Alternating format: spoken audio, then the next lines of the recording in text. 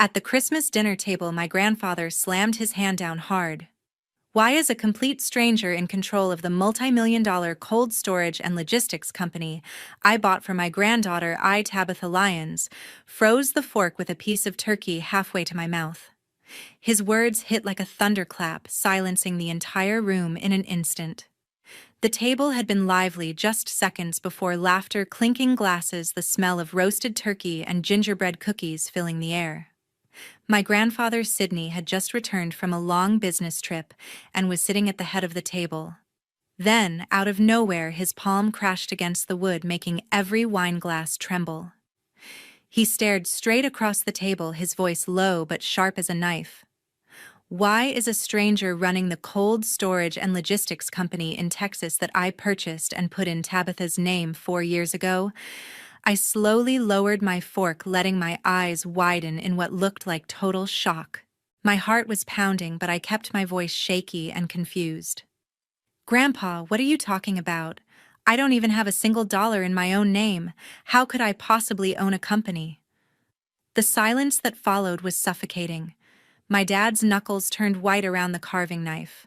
My mom's face drained of color. My younger brother and his wife exchanged a quick, nervous glance. No one dared to speak. Grandpa leaned forward slightly. He explained calmly that a few weeks earlier, an old business partner had called him by mistake, thinking he was still involved. The partner congratulated him on the new owner, a man named David Carter, who was now fully in charge of the company. I kept the stunned expression on my face, asking softly, "David Carter? I've never even heard that name before." Inside, everything was racing, but I stayed quiet, watching their reactions, waiting for what would come next. The tension in the room was thick enough to cut. And then the police showed up. Have you ever been betrayed by the people closest to you, the ones you thought would always have your back? Drop your story in the comments below. I read every single one and really want to know where you're from and what you've been through. And if you want to find out what happens next, don't forget to like the video and turn on notifications so you don't miss the rest. See you in part 2. The entire family was still frozen in shock from Grandpa's question. My grandfather, Sidney, reached into his briefcase and pulled out a thick folder of tax documents that the business partner had mistakenly emailed him. He slid them across the table, pointing directly at the line showing David Carter as the current primary owner of the cold storage and logistics company in Texas. My younger brother, Knox, immediately leaned forward, his face flushing as he scanned the papers quickly. He shook his head and insisted it had to be some kind of mix-up, maybe another company with a similar name in a different part of the state. His voice came out higher than usual, almost forced casual. Mom Yvonne jumped in right after placing her hand gently on Grandpa's arm. She suggested he must be exhausted from the time zone changes and the long flight back, saying memories could get fuzzy after such trips. She smiled too widely, trying to steer the conversation away. Dad Barry nodded along with her, carving another slice of turkey, even though no one was eating anymore. He agreed that tonight was Christmas, a time for family and celebration, not business talk that could wait until everyone was rested. I sat there, letting the confusion play across my face, as if this was all brand new to me. My mind raced, but I kept my tone soft and bewildered when I finally spoke up again. I told them how the past 4 years had been nothing but struggle after college graduation, scraping by in a cramped, rundown apartment on the outskirts of Houston, where the walls were thin and the AC barely worked in the brutal Texas summers. There were months when instant noodles were the main meal, stretched out with whatever cheap vegetables I could find at the discount store. One Christmas stands out in particular. I'd just been paid from a temp job, but after rent and bills, all I could afford for myself was a small box of off-brand cookies from the dollar store wrapped in leftover newspaper, because I didn't have gift paper. I looked around the table and asked quietly why no one had ever mentioned this company to me if it was really in my name. My voice cracked just enough to sell the hurt and surprise.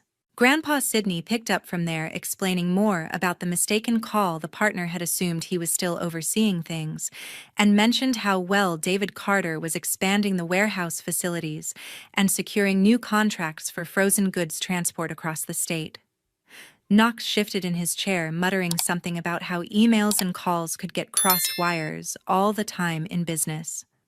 Tegan stayed unusually quiet beside him, focusing on pushing food around her plate. Mom kept glancing at Dad, who cleared his throat and suggested we all have some dessert to lighten the mood. I pressed a little more, asking Grandpa if the partner had said anything else specific about the ownership change.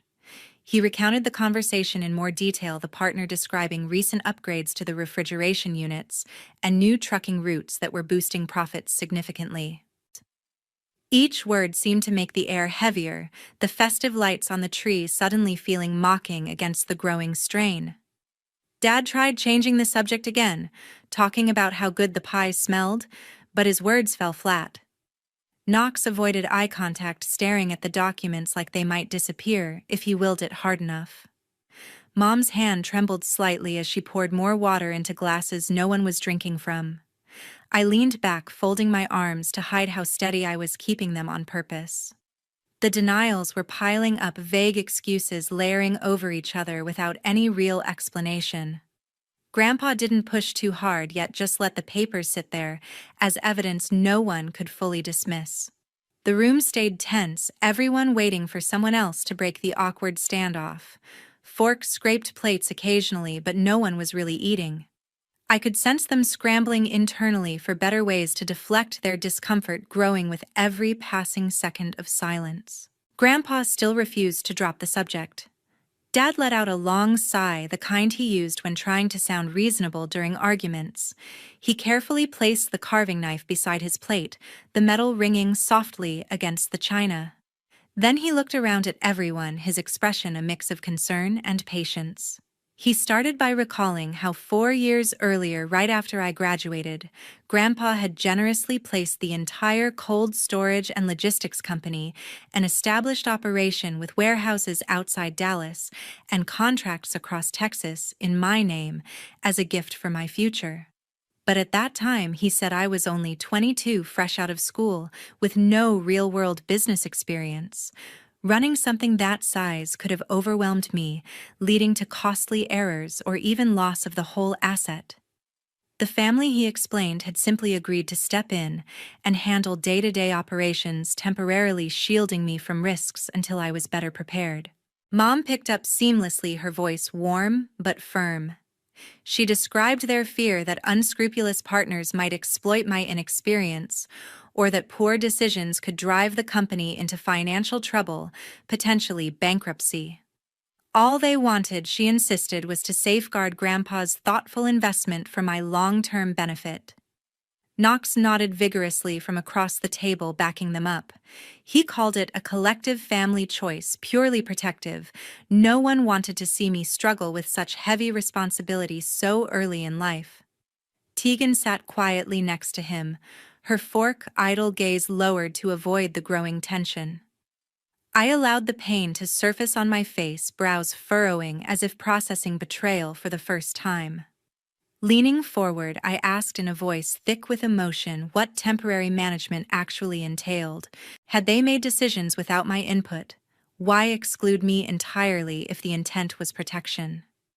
Dad reassured me it involved only routine oversight, maintaining contracts, paying vendors, keeping profits reinvested. Nothing permanent, he stressed, and control would transfer back whenever I felt equipped to take over. Mom echoed that they avoided involving me to prevent added stress during my adjustment to independence. Knox added they monitored performance closely, ensuring steady growth without unnecessary complications. Grandpa interrupted calmly, shaking his head. He gestured to the documents again, noting the filings indicated complete ownership shift, not provisional guardianship or trust arrangement. Dad's forehead creased. He suggested possible administrative updates for tax purposes that didn't alter underlying family control. Mom agreed, mentioning how LLC structures sometimes required formal adjustments for liability reasons. I questioned softly how those adjustments ended with David Carter listed as primary owner if everything remained family-held. My tone carried hurt confusion, eyes glistening to heighten the effect. Knox dismissed it as likely clerical error from state records common in Texas filings when multiple members existed. Tegan finally shifted but stayed silent, fingers twisting her napkin. Mom deflected further by emphasizing their ongoing vigilance over operations promising full transparency soon. Dad nodded, proposing discussion after holidays when emotions ran lower. Grandpa countered quietly that official records showed outright transfer, not shared membership or proxy. Sweat glistened on Dad's temple. Mom's reassuring smile wavered. Knox rubbed his neck uncomfortably. Excuses overlapped technicalities, misunderstandings, protective measures, all avoiding direct admission of sale. I observed every twitch, every averted glance, the way voices rose slightly in defense. The festive atmosphere evaporated completely, replaced by strained politeness masking deeper unease. Plates remained largely untouched. Conversation circled defensively, rationales growing thinner, yet more insistent. No one conceded ground, clinging to vague assurances of temporary intent and future handover. The tree lights continued blinking, casting colored shadows across worried faces. Tension built steadily, denials holding the line, but fraying at edges under persistent scrutiny. Grandpa had just finished pointing out the ownership transfer. He fixed his stare on Knox, the question hanging heavy. Grandpa asked directly whether my brother recalled signing any paperwork connected to the company during the past few years. Knox blinked several times, setting his glass down harder than necessary. He admitted he had put his name on a couple of limited power of attorney papers when Mom and Dad asked, insisting they were minor authorizations needed for everyday decisions while I established myself. Grandpa remained silent for a beat, then reached for his phone. He made a short call instructing someone to come inside immediately. The door swung open soon after. Mr. Hodges walked in confidently, briefcase in hand. Grandpa's trusted lawyer placed it firmly on the table, snapping the latches open to reveal organized folders. He began with the primary document in question, an older authorization form bearing what appeared to be my signature. Mr. Hodges highlighted the date first, noting it aligned suspiciously with a time when travel records placed me hours away in Austin for interviews. Enlarged images followed. The loops and angles differed subtly from verified examples, pressure lighter in certain strokes, slant inconsistent in others. Enough variation to question authenticity without declaring outright mismatch. Printer forensics came next. Invisible yellow dots embedded by most office machines revealed the document emerged from a device months later than claimed, undermining the recorded execution timeline. Dad suggested replacement copies often carried new print dates for archival purposes in Texas filings. Mom supported that, mentioning how common reissues were after initial submissions. Knox pointed fingers at the notary service. Arguing staff frequently reprinted lost originals and applied incorrect dates during busy periods. Tegan finally contributed, proposing simple administrative oversight. Backlogs at state agencies led to routine corrections that altered metadata unintentionally. I kept bewilderment etched on my features, inquiring innocently what those technical details implied for actual control of the warehouses and contracts. My prompts drew extended clarifications, exposing more gaps. Grandpa interjected occasionally, pressing for specifics on authorization scope. Mr. Hodges outlined Texas statutes limiting proxies to stated purposes, noting overreach could invite scrutiny. Responses overlapped defensively. Dad emphasized intent always remained protective. Mom stressed avoidance of burden on my early career. Knox reiterated the forms enabled only operational continuity, nothing transferring permanent rights. Tegan nodded, adding such arrangements protected family assets broadly. I followed up gently, wondering why proxies proved necessary if oversight stayed temporary. The inquiry prompted hurried justifications about efficiency during growth phases. Mr. Hodges displayed side-by-side comparisons against bank signature cards from my accounts. Discrepancies persisted. Baseline tilt variance connection breaks uncommon in my genuine writing. No definitive forgery conclusion emerged, only accumulated red flags demanding resolution. The attorney stressed further expert review could clarify intent. Faces around the table tightened. Dad loosened his collar slightly. Mom sipped water repeatedly. Knox drummed fingers quietly. Tegan recommended obtaining notary logs for verification. Knox seized on that, claiming it would resolve everything swiftly. I expressed quiet concern over why such steps felt required, now voice laced with apparent hurt. Reactions intensified, reassurances flowing faster, less coordinated.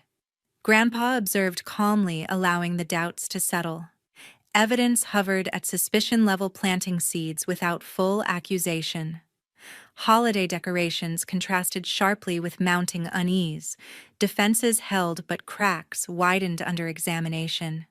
The room grew quieter, everyone processing implications of the pointed irregularities. Mr. Hodges shifted smoothly to the next set of materials. He laid out a series of enlarged printouts, each displaying an anonymous email sent to recruiters at companies where I had applied for entry-level logistics or management roles straight out of college. The messages varied slightly in wording, but followed a pattern suggesting I demonstrated poor work ethic, often abandoned responsibilities mid-project, or created unnecessary drama in team settings that made me unsuitable for professional environments. The attorney pointed to headers revealing sender domains routed through temporary accounts, yet server logs consistently traced initiation back to the residential IP registered to this very address. Knox reacted instantly, twisting in his seat to face Mom directly. His tone carried sharp frustration as he asked why she had insisted he compose those notes, framing them as necessary intervention to discourage positions too demanding or located too far away. Tegan's eyes widened. She leaned forward, voice pitched higher than usual, reminding Knox that he had specifically asked her to review outgoing company mail and stumbled upon drafts saved in his personal folder. She maintained her discovery stayed accidental, refusing to accept shared responsibility for content she never approved. Dad extended both palms in a placating gesture, attempting to lower the volume. He reminded everyone the original motivation centered on steering my early career towards stable local opportunities where family could offer guidance if challenges arose. Mom's composure cracked further. Moisture gathered in her eyes as she explained the constant worry over distance, those communications intended only to eliminate options that might strand me in unfamiliar cities without support network. Knox countered quickly, arguing her anxiety translated into actions he felt pressured to take, even when uncomfortable. He claimed reluctance throughout, but yielded to persistent parental concern. Tegan challenged that narrative, recalling conversations where Knox expressed confidence the approach would ultimately benefit everyone by keeping me closer long-term. I stayed motionless, absorbing every nuance, the way voices overlapped in defense gestures, growing more animated, faces flushing with a mix of defensiveness and regret. Occasional prompts from me, phrased as confused questions about particular rejected applications, elicited more detailed recollections, widening the exposed coordination. Dad's moderating attempts weakened. His calls for understanding the context of protective intent landed flatly against mounting accusations. Mom wiped at tears now flowing freely, repeating variations on wanting proximity and security for her daughter above all else. Knox dismissed those repetitions as excuses masking excessive control. He shifted blame toward parental initiative while minimizing his execution role. Tegan distanced herself further, emphasizing surprise upon learning full scope through later discoveries. She expressed disappointment in Knox for not disclosing sooner. Grandpa watched impassively. Mr. Hodges arranged timestamps chronologically, illustrating pattern consistency over multiple hiring cycles. Responses fragmented. Knox conceded composition but downplayed influence. Mom acknowledged input yet reframed as gentle suggestion. Tegan highlighted instances where messages aligned with periods. Knox managed correspondence independently. Internal recriminations dominated discussion. Each participant guarded personal liability while highlighting others' greater involvement. I interjected minimally inquiries, drawing out additional timeline specifics without revealing prior knowledge. The lawyer's methodical presentation amplified divisions naturally. Log entries correlated precisely with household online activity during typical evening hours. Knox admitted drafting under guidance. Mom insisted on misinterpreted concern. Tegan stressed limited awareness. Dad appealed repeatedly for perspective on difficult circumstances, prompting decisions, though conviction faded. I noted quietly how certain rejections coincided with key career milestones. Answers arrived, hurried justifications tangling further. Tension coiled tighter. Alliances strained visibly under weight of mutual exposure. Grandpa remained observer. Exhibits rested displayed silent testimony to orchestrated interference. Voices tapered eventually, exhaustion overtaking defensiveness. Unresolved resentment lingered heavily. No admission touched the sale itself. Focus stayed locked on career sabotage rationales.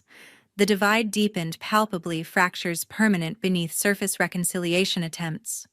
Ditch Grandpa raised his hand, palm out, demanding silence amid the escalating argument. The bickering stopped abruptly, every head swiveling toward him. His eyes carried an icy determination I had rarely seen even during tough business negotiations he used to describe from his younger days. He drew a slow breath before speaking, voice steady and devoid of warmth. He revealed that several months earlier, after initial suspicions arose from irregular reports, he had consulted professionals and updated his last will and testament.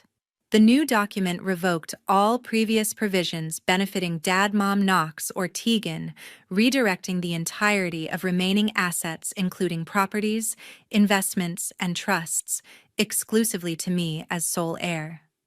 Mr. Hodges confirmed quietly, sliding the certified copy across for viewing.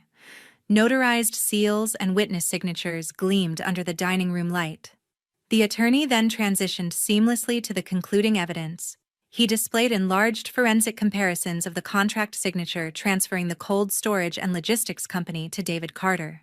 Side-by-side overlays highlighted identical idiosyncrasies, specific curl in certain letters, consistent pen lift points, and pressure distribution patterns that matched Knox's authenticated samples with 99% certainty. Financial records followed immediately. Detailed statements traced substantial wire transfers from the purchaser into a long-held joint account controlled by my parents, categorized explicitly as payment for business asset sale. Knox's resistance crumbled visibly. Shoulders slumping, he finally confessed the full scheme. They orchestrated the outright sale to generate urgent capital, staving off imminent foreclosure on Dad's struggling construction company that faced crippling supplier liens and bank demands. Tegan's involvement emerged in his explanation. She had leveraged industry connections to identify David Carter as a discreet buyer, capable of closing rapidly without extensive due diligence. Mom let out a choked sound, pressing fingers to her lips. Dad gripped the table edge, knuckles whitening further. Tegan's tears began flowing freely, protests tumbling out that her role stayed limited to introduction, never extending to document preparation. Grandpa responded without raising volume, emphasizing the coordinated deception spanned years, interfering with my independence while exploiting the gift intended solely for my security. Mr. Hodges outlined applicable Texas statutes, calmly forgery of instruments affecting property rights, carried serious penalties compounded by potential fraud charges when misrepresentation induced transfer. A deliberate knock resonated from the entrance. Grandpa nodded permission. Two officers in uniform stepped inside, badges visible, demeanor professional, yet firm. They explained arrival stemmed from prior filing of suspected document fraud complaint, supported by preliminary expert findings. One began photographing exhibits with consent, while the other formally served summonses. Papers extended first to Knox, then Dad official notices requiring immediate attendance for investigative interview regarding alleged signature falsification and unauthorized asset disposal. Tegan dissolved into open sobbing, clutching Knox's sleeve while pleading with officers that misunderstandings could resolve privately among relatives. Mom's legs gave way slightly. She sank deeper into her seat, face buried in hands as quiet sobs escaped. Dad accepted service mechanically, eyes fixed downward. Knox stared at the summons, blankly whispering fragmented apologies about desperation driving poor choices. I waited until the officers completed protocol before speaking. My voice emerged even stripped of earlier pretense. I stated plainly they had prioritized preserving their lifestyle over my entrusted future, electing to liquidate what was never theirs to spend. Consequences now followed inevitably without intervention or leniency from me. Officers advised retaining counsel promptly, noting proceedings would advance through proper channels. They departed courteously, leaving copies and contact information. Heavy quiet descended again. Holiday music from a distant speaker felt absurdly out of place. Mom extended a trembling hand across the table, murmuring broken appeals for dialogue for family healing despite errors. Dad echoed faintly, referencing pressures that clouded judgment during financial crisis. Tegan continued crying, questioning how protection morphed into this irreversible damage. Knox remained mute, head bowed in apparent defeat. Grandpa gathered scattered pages methodically. Mr. Hodges secured materials, offering measured closure remarks. I reiterated the decision rested entirely with them years ago. Mercy required remorse genuine enough to undo harm impossible here. No further words passed. The evening dissolved into fractured aftermath bonds severed beyond repair. Dish. The officers stepped out into the chilly Texas night, summons papers left behind like final notices. A full year passed in a grind of legal proceedings that tested every bit of resolve I had built up. The civil lawsuit dragged through depositions, discovery phases, and multiple court appearances in downtown Houston, where I sat for hours under fluorescent lights, answering questions about timelines I already knew by heart. Nights blurred into anxious reviews of affidavits and expert reports. Sleep fractured by worries over whether the forensic evidence would hold up against defenses claiming good faith or clerical mistakes. David Carter's legal team argued successfully that he purchased in reasonable belief a valid title, reducing the recoverable amount to partial restitution rather than full company value. Settlement eventually came enough to provide a foundation, but far short of restoring everything lost in opportunity and growth over those stolen years. The judge's order enforced payment through structured installments monitored closely to prevent evasion. My former family's world unraveled steadily. Dad's construction business folded under combined weight of existing debts and new legal fees, forcing Chapter 7 liquidation that wiped out equipment contracts and reputation built over decades. Mom and Dad sold the family home in the suburbs, a place filled with childhood memories, now tainted to cover mounting obligations, downsizing to a modest rental apartment on the edge of town where holiday decorations no longer appeared. Knox faced separate consequences from the fraud investigation. Probation terms and restitution orders strained his finances further. Tegan filed for divorce midway through the process, citing irreconcilable differences rooted in the fallout. She moved back to her hometown, seeking distance from the scandal that affected her professional network. I redirected every dollar of the settlement into launching a smaller logistics venture focused on mini cold storage units for local producers, farmers, markets, small food distributors, restaurants needing flexible overflow space around the greater Houston area. Early months proved brutal. Securing initial clients required cold calls, trade show booths, and discounted rates to build trust. Capital stretched thin, covering warehouse leases and refrigerated trailer purchases, payroll delays, testing loyalty of the few employees I hired. Cash flow stabilized gradually through persistent networking at industry events and reliable service delivery. Repeat contracts emerged from satisfied partners referring others, inventory turnover improving month by month. Grandpa Sidney relocated to a comfortable condo nearby, offering informal advice drawn from his long career supplier, negotiations route, optimization risk assessment that proved invaluable without overstepping. He joined occasional site visits, pride evident as operations expanded from one facility to leased satellite locations serving surrounding counties. Contact with my parents and brother ceased entirely.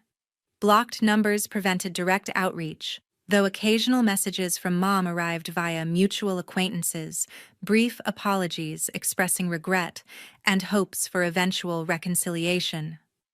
I deleted them, unread, recognizing patterns of manipulation beneath surface remorse. Healing required boundaries, not reopened wounds. Professional milestones accumulated quietly: first profitable quarter employee retention bonuses, positive reviews from clients valuing personalized service, absent in larger competitors. Personal routines settled into rhythm: early warehouse checks, evening paperwork, weekend downtime, reading industry journals, or walking local trails to clear thoughts. Grandpa's presence provided steady companionship: shared meals, discussing market trends, quiet evenings watching games, his encouragement reinforcing choices made. Financial independence grew: tangible accounts reflecting hard-earned progress rather than dependence or deceit. The betrayal's shadow lingered in moments of doubt, but forward momentum overshadowed it increasingly. Business licenses renewed smoothly, insurance policies updated, small team gatherings marking achievements like new vehicle additions. Community ties strengthened through Chamber of Commerce, involvement sponsorships of local events, supporting Texas agriculture. Grandpa's health remained robust, his insights sharpening strategies amid fluctuating fuel costs and supply chain shifts. Isolation from blood relatives evolved into chosen solitude: peace derived from self-reliance. Reflections on that Christmas night surfaced, rarely serving as reminder rather than regret. Growth continued incrementally. Additional refrigerated units expanded. Driver roster diversified, client base, reducing single-point risks. Stability felt earned, foundations solid against future uncertainties. Grandpa often remarked on resilience, displayed satisfaction, evident in observing the enterprise thrive under my direction. Life reshaped around authenticity, free from inherited toxicity. From the small office of my new logistics company in Texas, I started posting my story anonymously on an online forum dedicated to people who had been financially exploited by relatives. The thread gained traction quietly at first views, ticking up a few sympathetic replies, trickling in from strangers dealing with similar inheritance disputes or sibling fraud. One evening, after closing the warehouse, I noticed a private message from a young woman in her mid-20s living in Oklahoma. She described how her older brother had quietly transferred family farmland left to her by their late grandmother into his name, using forged documents while she was away at nursing school. We exchanged several messages over the following weeks. I shared resources I had gathered during my own case, names of pro bono legal aid organizations in her state, templates for filing complaints with the county clerk, tips on gathering bank records without alerting the perpetrator. She kept me updated on every step: the initial consultation, filing the civil suit for fraudulent conveyance, attending mediation sessions that went nowhere. I stayed up late responding, offering encouragement when depositions shook her confidence. The case concluded in her favor after months of back and forth. The judge ordered title restoration and compensatory damages. She mailed me a handwritten letter on simple stationery pages, filled with gratitude for the guidance that turned overwhelming fear into actionable steps. Similar outreach followed gradually. A man from Colorado contacted me about his parents redirecting trust distributions meant for his education. A sister in Florida described an aunt liquidating shared investment accounts without consent. I carved out weekend hours for virtual consultations, reviewing documents they uploaded securely, suggesting questions for their attorneys, explaining Texas-specific precedents that sometimes influenced multi-state cases. No fees ever exchanged hands. Satisfaction came from watching patterns I recognized shift toward resolution, confused victims gaining clarity, taking control instead of remaining paralyzed. Grandpa Sidney became a regular visitor to the office. He would arrive mid-morning with coffee from the local diner, settling into the extra chair while I handled invoices or route planning. Conversations often drifted to reflections on justice. He acknowledged the path proved far rockier than initial righteous anger suggested, endless paperwork, delayed hearings, partial recoveries rather than complete restoration. Yet he emphasized growth observed in my handling of setbacks, decisions grounded in experience rather than reaction. Pride surfaced in his tone when discussing client expansions or employee milestones. Christmas evolved in meaning entirely. Decorations appeared sparingly, a small tree on the reception desk, lights along the warehouse entrance for staff appreciation.